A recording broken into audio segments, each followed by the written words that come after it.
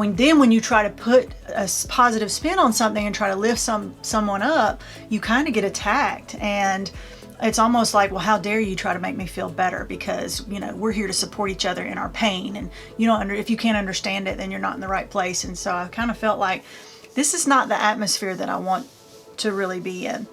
And so I decided to make my own group on Facebook that was basically geared towards trying to go forward and go into a positive direction.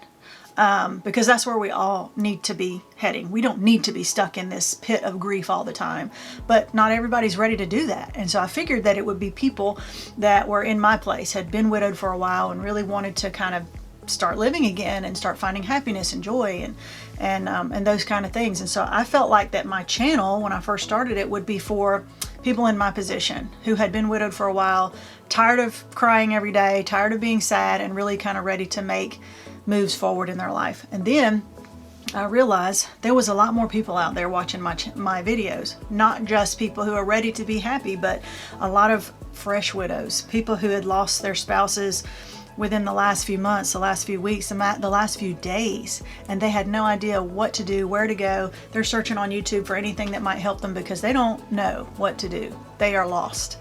And so I realized that a lot of my videos were speaking to those people, and so I knew that my focus on some of these videos needed to be for fresh widows. Like, this is what I went through.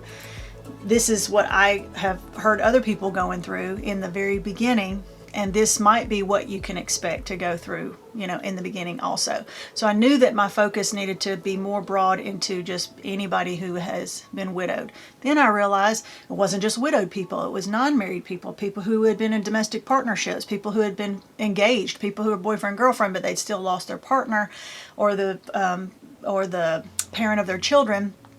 And then I even had a smaller group of people who had lost an ex-spouse and were really struggling with that complicated grief, because people that knew them were thinking, well, why are you crying about him? He was your ex-husband. Didn't you divorce him? Why are you so sad about it? And so they've struggled with those kinds of things, which I haven't been through that, but we can at least address those issues.